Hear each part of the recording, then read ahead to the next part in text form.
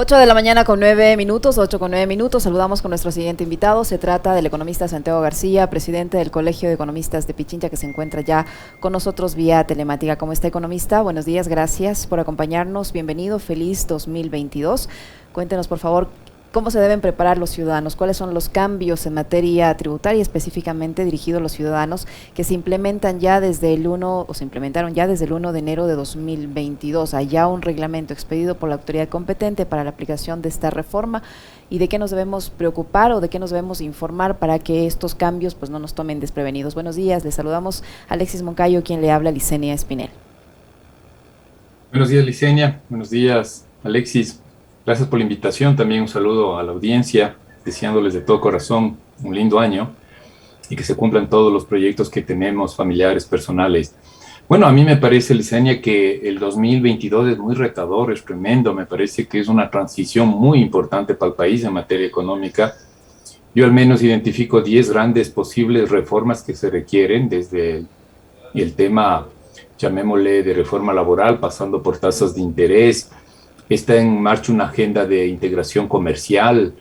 En fin, yo contabilizo, si hay tiempo podemos ir mencionando esas 10 reformas, pero para los ciudadanos el mensaje es que este 2022 nos toca movilizarnos mucho. Me parece que es el momento preciso para que de alguna manera hagamos sentir nuestra voz, que las políticas públicas, las políticas económicas estén en función de nuestros intereses, no de los políticos, sino de los ciudadanos, y que los políticos respondan a nuestras demandas. Creo eso, yo lo veo así, de esa manera, y luego seguro entramos en el detalle ya en el tema tributario que está en marcha, pero sí quería mencionar esto. Este año no lo podemos perder. 2022 se me presenta así, lo veo de esa manera, con esa necesidad de mucho esfuerzo, diría yo, de mucho esfuerzo colectivo, de mucha opinión, de mucha conversación, de mucha análisis, porque este país no puede darse el lujo de ser de los más lentos en la recuperación económica, en donde los problemas, como vemos con los anuncios que acaban de hacer en la Unión Europea, la pandemia está encima de nosotros y tendríamos que tomar esa perspectiva para salir adelante. Eso les tenía un poquito, me excedí en la respuesta, pero creo que es importante contextualizar de esa manera amplia, completa, diría yo, y mirarlo así al 2022. Ahora sí, economista, ¿qué se viene, por ejemplo, en el tema del impuesto a la renta? En impuesto a la renta, bueno, yo creo que se nos viene varias cosas. Empecemos por las personas. Nuestro impuesto a la renta de las personas, hay un cambio de las tablas tributarias. Yo no estoy a favor de ese criterio y lo he sido muy enfático en varias entrevistas. No es que la clase media vamos a ser completamente exprimidas. Eso no es un discurso técnico, es un discurso más bien político. Sí habíamos reclamado de que en la reforma tributaria se evite, ¿no es cierto?, que la clase media paguemos mucho más de lo que pudiésemos pagar, pero tampoco es el otro extremo que vamos a pagar y vamos a ser los que solventemos o sostengamos la reforma tributaria. Hay un incremento apreciable, pero me parece que sobre todo en los rangos de más de $3,000. Existen los gastos tributarios, las deducciones por nuestros gastos personales, existe eso, no es que se ha perdido, existe, sino que entra en otra lógica que primero debemos declarar el impuesto a la renta, luego hacemos una especie de descuento con un descuento casi mínimo de $1,000 o de $500, pero de todos modos nos exige estar pendientes de nuestras cuentas y llevar con mucho cuidado en todo lo que significa nuestros ingresos y gastos para el impuesto a la renta. Hay que dejar señalado que este impuesto a la renta a las personas se aplique en el 2000, no para el 2022, sino el 2023. Nosotros, las personas, declaramos entre marzo y abril, declaramos el impuesto a la renta, pero corresponderá a mis ingresos o a ingresos de los ciudadanos que nos escuchan y nos ven, corresponden al 2021. No, la reforma para nosotros, las personas, aplica para el para el siguiente año. Entonces, eso de un lado. Estuve viendo las cifras con respecto a los sistema impositivo para las microempresas. Tenemos el dato exacto de que son 646,000 negocios populares que deben pagar una cantidad de $60 al año. Pregunto, ¿se podrá pagar? Yo creo que sí. O sea, si alguien vende hasta $20,000, un negocio popular de sobrevivencia, pues bueno, que pague $60 por ser parte de la ciudadanía del Ecuador, no creo que debería de pensarse que les va a destruir. Eso es mi opinión muy, muy personal. Y 144,000 emprendedores que tienen que también aplicar la tabla para hacer su pago del impuesto a la renta. La definición de pyme en el país, hasta vender hasta $300,000. Si yo vendiese $300,000 y me dicen que debo pagar impuesto, creo que es razonable que pague impuestos. O sea, ahí sí me parece, como digo, son opiniones personales, no soy empresario, no soy microempresario, soy un académico, pero lo veo así, es decir, en materia tributaria ya la cuestión está, las cartas están echadas sobre la mesa. Acaba de salir fin de año el reglamento, la ley de desarrollo económico, están ahí y está sacando el SRI una serie de disposiciones muy precisas de cómo hacer la declaración del patrimonio familiar, cómo hacer la declaración de los activos en el exterior. Entonces, ya lo veo así de esa manera y los ciudadanos y las empresas creo que debemos asumir con mucha responsabilidad esto. Si la pregunta fue si algo se puede hacer, algo se puede, no estaría yo muy de acuerdo que he visto propuestas de algunos partidos políticos de echar abajo esa ley. No sé, ahí ya no coincido mucho, me parece que el país necesita recursos que se llaman recursos permanentes para poder solventar. La pandemia sigue y estamos viendo eso y eso se hace no con discursos, se hace con dinero. Aquí vamos a requerir un sistema nacional de vacunación permanente, no sé hasta qué década vamos a necesitar, pero esa es la realidad. ¿Cómo está, economista? Qué gusto saludarle, deseándole Gracias, Alexis. Un gran año este 2022. Usted decía hace un momento, y es verdad, los gastos permanentes tienen que cubrirse con ingresos de igual forma que sean permanentes, es decir, no podemos seguir bajo esa lógica de, digamos, sostener o mantener nuestra economía a través de la extracción de recursos naturales no renovables, porque eso algún rato se va a terminar, por ejemplo, ¿no? Pero también está de por medio el tema de la deuda, y una de las cosas que ha dicho el ministro de Finanzas actual, el señor Cueva, es que él quiere estabilizar la economía y para eso tiene que empezar a reducir el tamaño de la deuda, ¿no? Una deuda que creció digamos de forma exponencial en los últimos años y que incluso ha sobrepasado los límites permitidos por la Constitución. Ahora, ¿eso se va a lograr? ¿Se puede lograr cuando este gobierno también está adquiriendo deuda actualmente? No, está ya previsto y de acuerdo al último informe del Fondo Monetario Internacional que se presentó en octubre del 2021, hace poco, meses atrás, el país se va a estabilizar cerca de un 60-63% de deuda pública en relación con el Producto Interno Bruto. Hay unas transitorias para llegar a lo que marca la Constitución, pero va a ser muy difícil. Muy buena tu pregunta, Alexis. No creo que se pueda hacer en este gobierno. Las necesidades de financiamiento van a estar presentes. Y yo creo que hay que hacer una combinación lo más racional posible. Vamos a seguir endeudándonos con los multilaterales, no hay opción.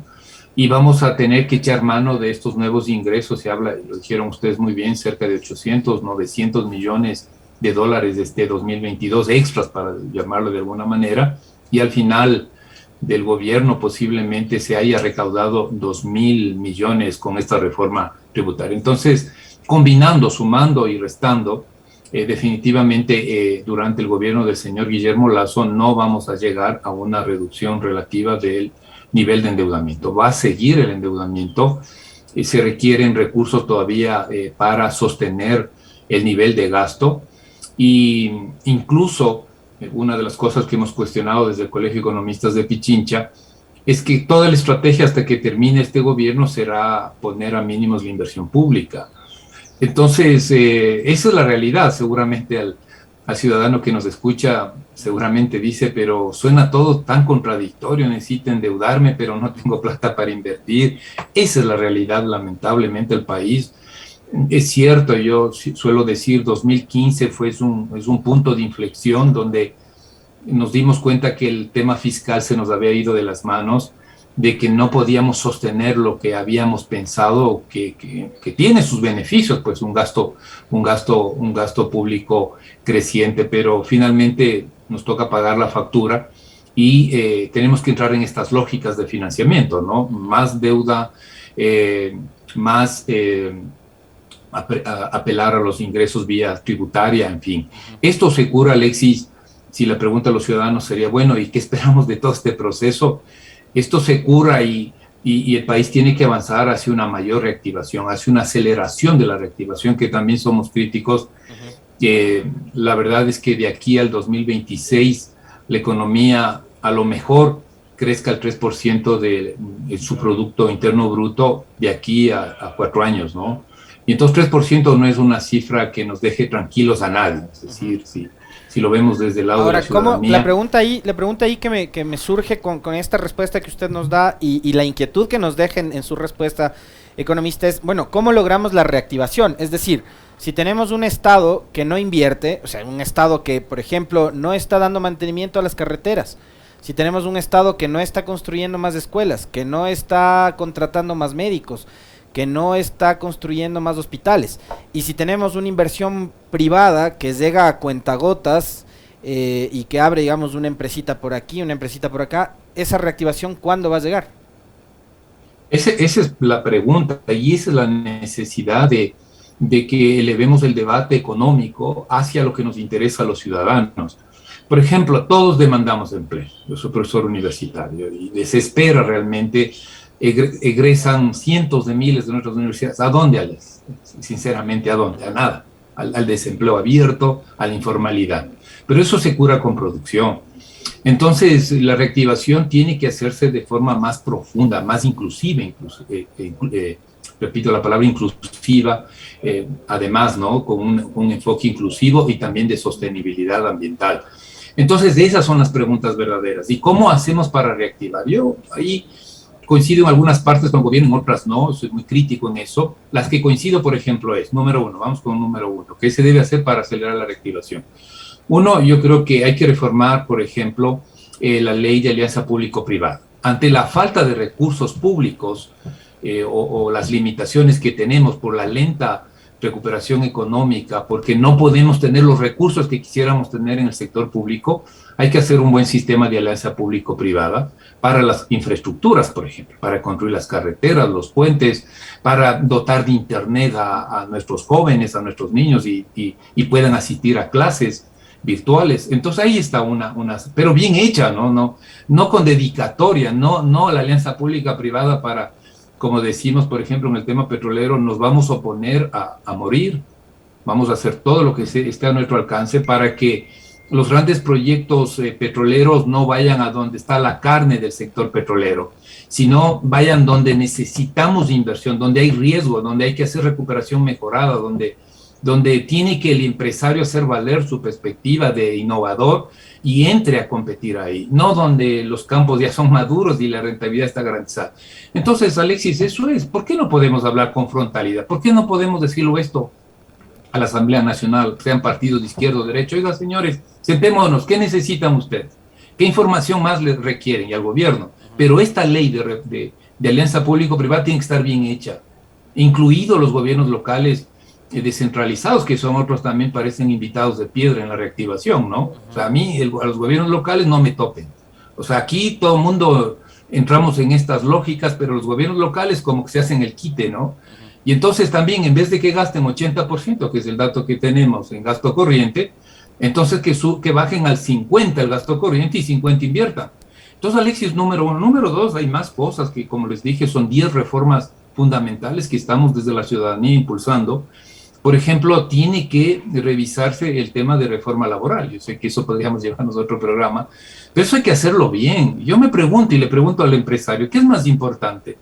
¿Una flexibilidad o abaratar el costo de despido? ¿Qué necesita? Y para nosotros, los ciudadanos, ¿cómo podemos aportar al debate para que esa reforma finalmente genere empleo? Entonces, cosas de esas están ahí planteadas, por eso decía el 2022 sí que este es el año, diría yo, clave. Lo que va a pasar al país de aquí a los 10 siguientes años me parece que se va a marcar en el 2022. Ojalá haya esa posibilidad, como estamos haciendo aquí, de debate así más.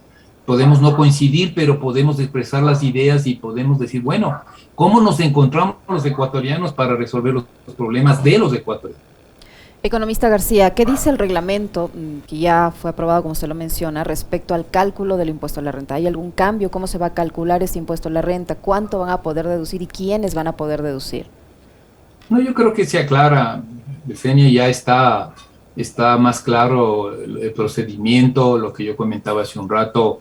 Antes nosotros hacíamos un proceso al revés, tenía mis ingresos, luego deducía mis gastos personales y luego entraba a la tabla. Acá es al revés, entro con mis ingresos personales, luego ¿Totales, entro a la incluido tabla. décimos, economista? ¿Totales, solo el sueldo, solo el salario o también los décimos ingresan en este Muy cálculo? buena, sí, muy buena inquietud. A ver, en el sistema de impuesto a la renta hay que tomar en cuenta todos los ingresos, incluido el 13º, pero también puedo, y eso no se ha quitado, se hace también una deducción del perdón, las contribuciones a la seguridad social. Son todos los ingresos, 13º, cuarto, y no se toma en cuenta los aportes a la seguridad social. Eso entra en ese proceso y luego ese descuento que hoy se llama ya no deducción de gastos, sino un descuento en función de que si gano más o menos entre más de $2,100 más o menos, ya puedo deducirme o $1,000 o puedo deducirme $500, ¿no? Ahí hay unas tablas que desde mi punto de vista no son tan malas. Sí se nota ganar hoy $3,000 en el país, vamos a tener que aportar mucho más. Pero al Quizás se momento está que usted duplicando. incluye los décimos, economista García, al momento que usted incluye los décimos en este cálculo de ingresos totales, a todos les va a subir el salario, pues. Claro, pero hoy en día nosotros pagamos, las personas naturales pagamos también incluyendo el 13º y 14º, es decir, eso no ha cambiado y eso se mantiene, ¿no? Lo que ha cambiado es, primero, la tabla, porque es una tabla más progresiva, ¿no? Se pagan más impuestos, eso es un hecho. Y segundo, este sistema ya no de deducción de los gastos personales. Yo en eso, Sino Yesenia, de mire, crédito tributario, ¿no? ¿Es así? exactamente, sí. ¿Y cómo se aplica, por ejemplo? Por ejemplo, si gano, pongamos, $3,000, ¿no es cierto?, mensuales. Entonces eso me va a dar unos ingresos anuales y esos ingresos anuales, ¿no es cierto?, entran a la tabla. Ahí se aplica la deducción o el descuento por gastos, en este caso sería hasta $500.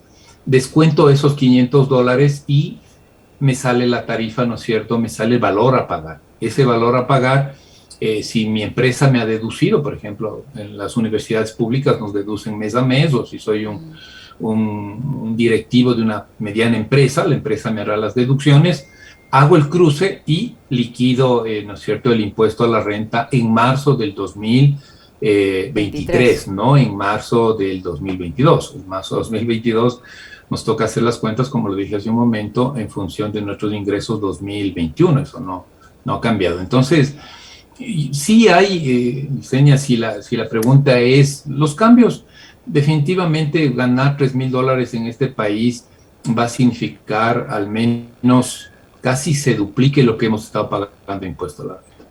Pero sí me queda claro el que gana 5,000 y más que duplica el pago del impuesto a la renta. Eso es lo que no pudimos discutir en la Asamblea Nacional y insistiría, no creo que debería echarse a tierra esta reforma tributaria, aunque nos duele, la clase media, pero creo que también está lo otro. Tengo los datos en América Latina. Ecuador es el país que menos recauda impuesto a la renta. Sinceramente, o sea, ahí sí ya nada de ideología ni de política, es dato puro y duro. En América Latina, uno de los países que menos recauda en impuesto a la renta es precisamente nuestro país. Entonces, esto va a permitir...